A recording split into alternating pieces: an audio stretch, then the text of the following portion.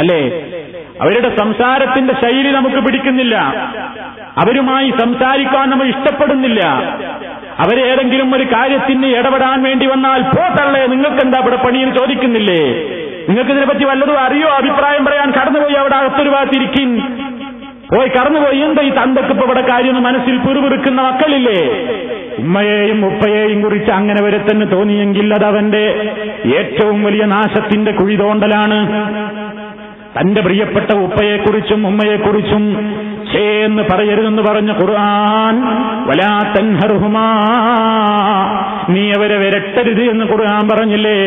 തുറിച്ച് തറപ്പിച്ചൊരു നോട്ടം പോലും ഉപ്പയുടെയോ ഉമ്മയുടെയോ മുഖത്തേക്ക് നോക്കാൻ പാടില്ല. തറപ്പിച്ചോ തുറിച്ചോ ഒരു നോട്ടം ഉമ്മയുടെയോ ഉപ്പയുടെയോ മുഖത്തേക്ക് നോക്കുന്നത്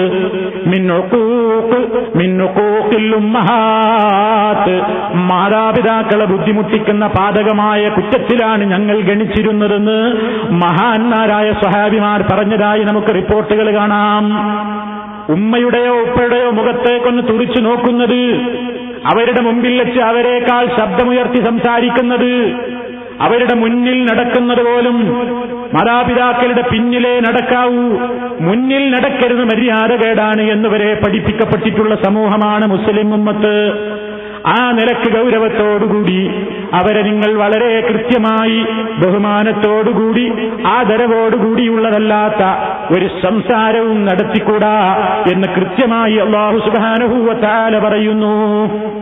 അവഗണിക്കപ്പെടുന്ന പ്രായത്തിൽ കൂടുതൽ നമ്മൾ പരിഗണിക്കണം. ഞാനൊരു ഭാരമാണോ എന്ന് തോന്നലുണ്ടാവുകയാണ്.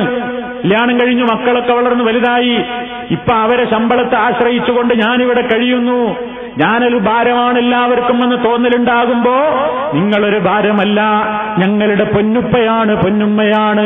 അവരുടെ മനസ്സിന് കുളിരുണ്ടാകുന്ന, സന്തോഷമുണ്ടാകുന്ന പെരുമാറ്റങ്ങൾ കൂടുതൽ കൂടുതൽ മക്കളെ നിങ്ങൾ കാണിക്കണേ എന്നാണ് ഇസ്ലാം പറയുന്നത്. ഇമ്മാ യബ്ലുഗന്ന ഇൻദകൽ കിബർ അഹദുഹുമാ ഔ കിലാഹുമാ ഫലാ തഖുൽ ലഹുമാ ഉഫ്ഫിൻ വലാ തൻഹർഹുമാ വഖുൽ ലഹുമാ ഖൗലൻ കരീമാ.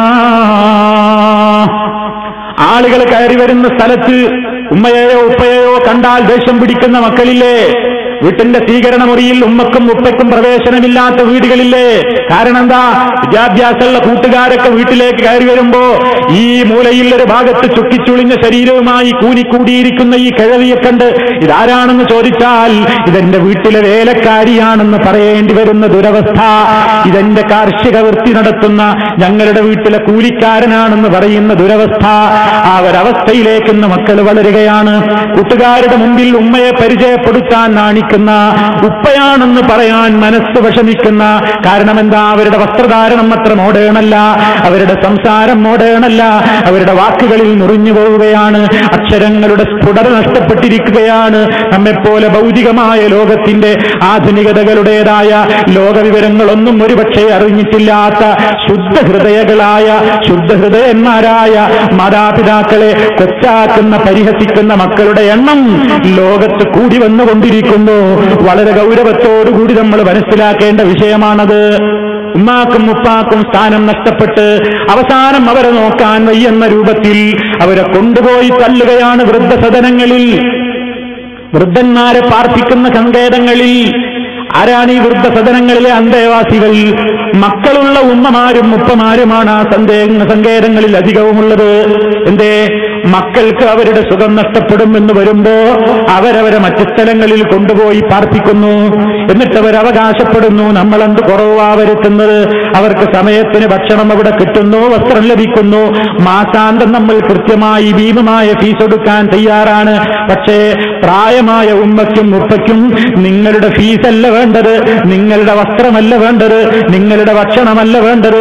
എന്റെ മകൻ എന്നെ ഉപ്പ എന്ന സ്നേഹത്തോടെ ഒന്ന് വിളിക്കാൻ, എന്റെ മുന്നിലൊന്ന് വന്നെങ്കിൽ എന്റെ ഉമ്മ എന്ന് വിളിക്കാൻ, സ്നേഹത്തോടെ എന്റെ മകനൊന്ന് എന്റെ മുമ്പിൽ വന്നെങ്കിൽ ഉപ്പ എന്ന വിളി കേൾക്കാൻ കൊതിക്കുന്ന, ഉമ്മ എന്ന വിളി കേൾക്കാൻ കൊതിക്കുന്ന, മക്കളുടേതായ ആ സാന്നിധ്യത്തിൽ സന്തോഷിക്കുന്ന മാതാപിതാക്കളെ സംബന്ധിച്ചിടത്തോളം മഹാനായ നബി കരീം സല്ലല്ലാഹു അലൈഹി വസല്ലം ഇസ്ലാമിന്റെ മാർഗത്തിൽ പോരാടുന്ന ജിഹാദിനേക്കാളും സ്ഥാനമാണ് അതിന് നൽകിയത്.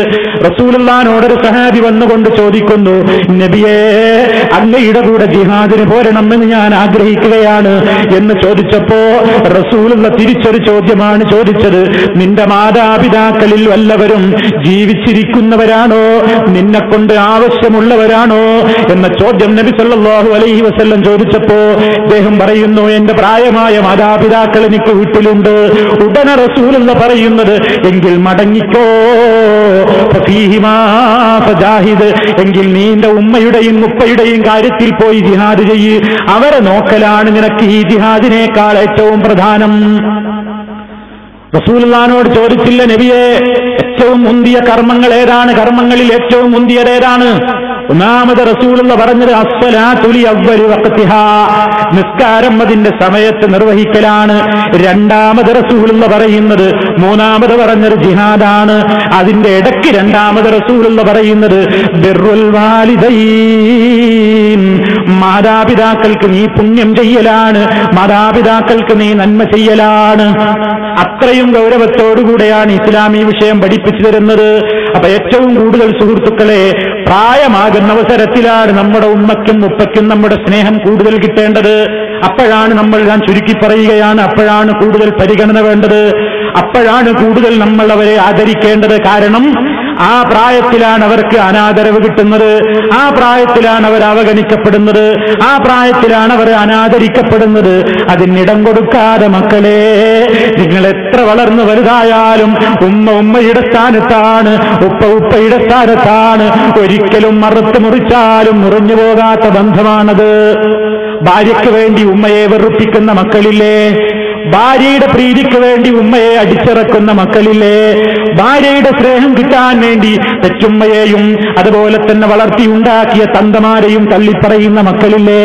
എന്നാണ് നിനക്ക് ഈ ഭാര്യയുണ്ടായത്, ഈ ഭാര്യയുണ്ടായത് എന്നാണ്. ഈ ഭാര്യയുടെ സ്ഥാനമാണോ ഉമ്മയുടെ സ്ഥാനമാണോ വലുത്? ഉമ്മ എന്ന് പറയുന്ന സ്ഥാനം അത് അറുത്ത് മുറിച്ചാലും ഒരിക്കലും മുറിഞ്ഞു പോകാത്ത ബന്ധമാണ്. ഭാര്യയുടെ സ്ഥാനം എന്ന് പറയുന്നത് ഭാര്യയെ സ്നേഹിക്കേണ്ടെന്നോ ആദരിക്കേണ്ടെന്നോ അല്ല പറയുന്നത്. ആപേക്ഷികമായി ഒരു മനുഷ്യന് ഏറ്റവും കടപ്പാട് ഉമ്മയോട് തന്നെയാണ്, ഭാര്യയോടല്ല, ഒരിക്കലും അല്ല. അതുകൊണ്ട് തന്നെ ചിന്തിച്ചു നോക്കൂ, ഉമ്മയോടുള്ള ബന്ധം അറുത്ത് മുറിച്ചാൽ പോകുന്നതാണോ?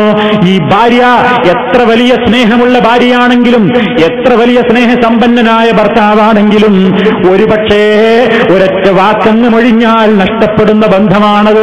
നിന്നെ ഞാൻ മൊഴി ചൊല്ലി എന്ന് പറഞ്ഞാൽ തീരുന്ന ബന്ധമാണത്. അതുകൊണ്ട് ഇന്നത്തെ എന്റെ ഭാര്യ ഏതാനും മാസങ്ങൾ കഴിഞ്ഞാൽ നാളെ മറ്റൊരാളുടെ ഭാര്യയാകാൻ പ്രയാസമില്ലാത്തവനാണ്. ഇന്നത്തെ എന്റെ ഭർത്താവ് നാളെ ഏതാനും ദിവസം മണിക്കൂറുകൾക്കുള്ളിൽ മറ്റൊരുത്തിയുടെ ഭർത്താവാകാൻ നിഷ്പ്രയാസം സംഗതി നടക്കുന്നതാണ്. അതേ അവസരത്തിൽ അങ്ങനെ ഏതെങ്കിലും വാക്കുകളെ കൊണ്ടോ ഏതെങ്കിലും പ്രയോഗങ്ങളെ കൊണ്ടോ അറുത്ത് മുറിച്ചാലും മുറിഞ്ഞു പോകാൻ പറ്റാത്ത ബന്ധമല്ലേ ഉമ്മയുടെ ബന്ധം?